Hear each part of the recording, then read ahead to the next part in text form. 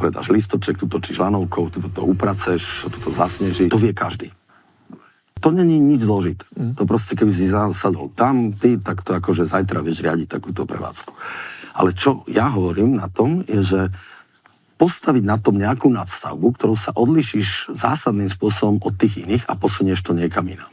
Napríklad... Je to kľúč, že sa diferenciovať, akože byť na tom trhu, má niečo akože výnimočné, ten produkt musí byť... Áno, to je základ toho podnikania. Keď chceš úspešný, musíš byť lepší ako všetci ostatní, ktorí sú v tej branži. To lepšie u mňa napríklad je to, že len taký detail, že lyžiarske lístky, skipasy sa predávajú tak nejak historicky, že v nejakom tom okienku za nejakú cenu a my sme začali pred 7-8 rokmi predávať akoby flexi cenu.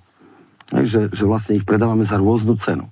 Nekúpiš ho furt za rovnakú cenu. Podľa toho, ako skoro to kupuješ, je nižšia cena, potom to rastie. Proste to, na čo si napríklad zvyknutý pri kúpe leteniek. Nikde nemáš napísané, že letenka do Londýna stojí 66 €. Bum. Tak klikni si, máš Ryanair, tak ti lieta cena, druhýkrát klikneš, rôzne enginy, ktorými to akoby ovplyvneš.